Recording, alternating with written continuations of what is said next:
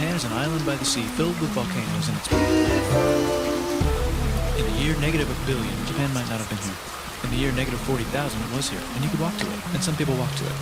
Then it got warmer, some icebergs melted, it became an island, and now there's lots of trees, because it's warmer. So now there's people on the island. They're basically sort of hanging out in between the mountains, eating nuts off trees, and using the latest technology, like stones and bowls. Ding dong, it's the outside world, and they have technology from the future, like really good metal and crazy rice farms. Now you can make a lot of rice really, really quickly. That means if you own the farm, you own a lot of food, which is something everybody needs to survive. So that makes you king. Rice farming and rice kingdoms spread across the land, all the way to here. The most important kingdoms were here, here, here, here, here, here, and here. But this one was the most important, ruled by a heavenly superperson, or emperor for short. Knock knock, pick the door, it's religion. The new prince wants everyone to try this hot new religion from Viet. Please try this religion, he said. No, said everybody. Try it, he said. No, said everybody again, quieter this time. And so the religion was put into place, and all the rules that came with it. Then the government was taken over by another clique, and they made some reforms, like making the government govern more, and making the government more like China's government, which is a government that governs more. Hi, China, they said. Hi, dipshit, said China. Can you call us something else other than dipshit, said Japan. Like what, said China. How about sunrise land, said Japan. And they stole China's alphabet and wrote a book about themselves. And then they made lots of poetry and art and another book about themselves. Then they stopped moving the capital every time the emperor died and kept it in one place for a while, right here. And they conquered the north, finally. Get that squared away. A rich hipster named Kukai is bored with modern Buddhism, visits China, and learns a better version, which is more spiritual. Comes back, reinvents the alphabet, and causes art and literature to be great for a long time. And the royal palace turned into such a dream world of art that they really didn't give a shit about running the country. So if you live outside the palace, how are you supposed to protect your shit from criminals? Hire a samurai. Everyone started hiring samurai. Rich, important people hired samurai. Poor people who could not afford to hire samurai could not hire samurai.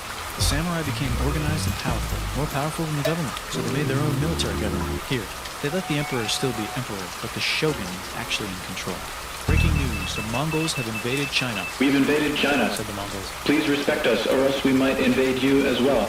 Okay, said Japan. So the Mongols came over, ready for war, and died in a tornado. But they tried again, and had a nice time fighting with the Japanese, but then died in a tornado. Then the emperor overthrows the shogunate. Then the shogunate overthrows him back and moves to Kyoto and makes a new shogunate. And the emperor can still dress like an emperor if he wants, that's fine. Now there's more art. Like painting with less colors, collaborative poetry, plays, monkey fun, tea parties, gardening, architecture, flowers. It's time for who's going to be the next shogun. Usually it's the shogun's kid, but the shogun doesn't have a kid. So he tries to get his brother to quit being a monk and be the next shogun. He says okay, but then the shogun has a kid. So now who's it going to be? Vote now on your phones. And everyone voted so hard that the palace caught on fire and burned down. The shogun actually didn't care. He was off somewhere doing poetry. And the whole country broke into pieces. Everyone is fighting with each other for local power, and it's anybody's game. Knock knock, it's Europe. No, they're not here to take over. They just want to sell some shit, like clocks, and guns, and cheeses. So that's cool, but everyone's still fighting each other for control, now with guns. And wouldn't it be nice to control the capital, which right now is puppets, with no one controlling them? This clan is ready to make a run for it, but first they have to trample this smaller clan, which is in the way. Surprise, the smaller clan wins, and the leader of that clan steals the idea of invading the capital and invades the capital. And it goes very well. He's about halfway through conquering Japan when someone who works for him kills him, and then someone else who works for him kills them, and that guy finishes conquering Japan. And then he confiscated everybody's swords, and made some rules. And now I'm going to invade Korea, and then hopefully China, he said, and failed, and also died. But before he died, he told these 5 guys to take care of his 5-year-old son until he's old enough to be the next ruler of Japan.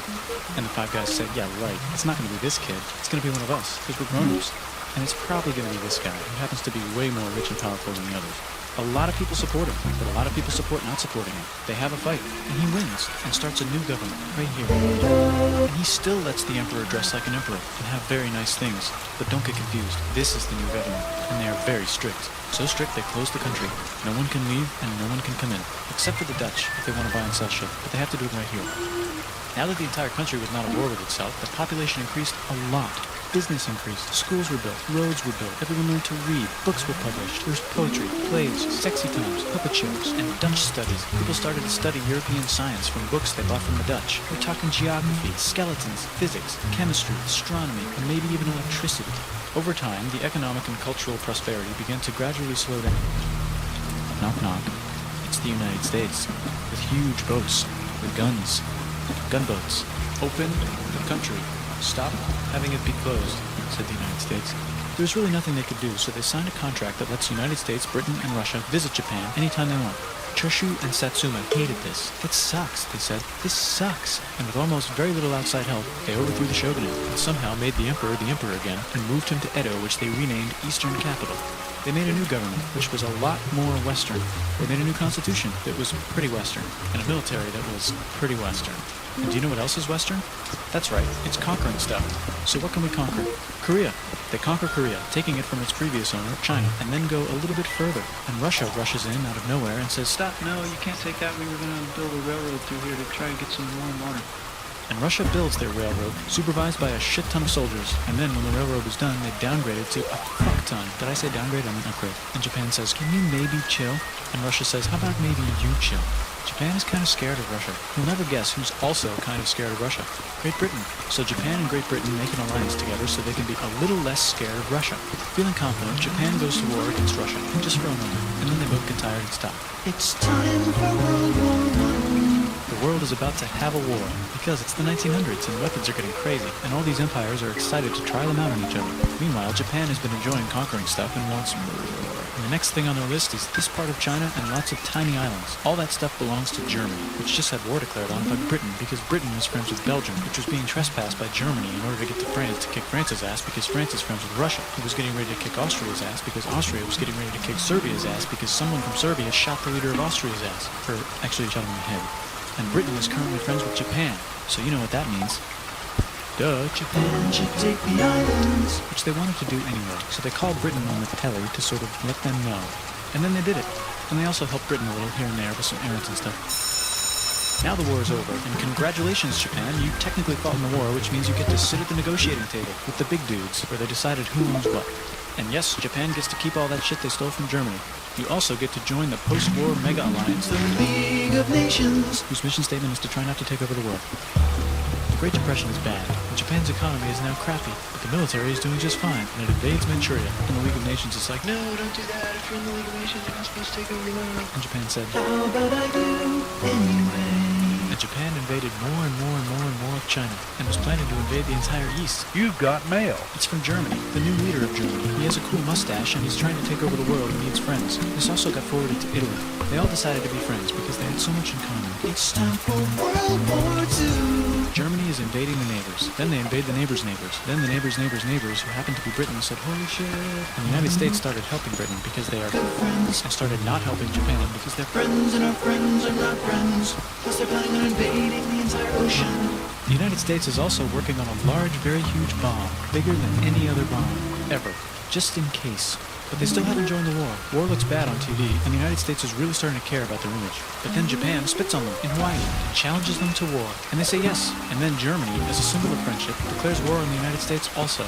So the United States goes to war in Europe, and they help the gang chase Germany back into Germany. And they also start chasing Japan back into Japan. And they haven't used the bomb yet, and they're curious to see if it works, so they drop it on Japan. They actually dropped two.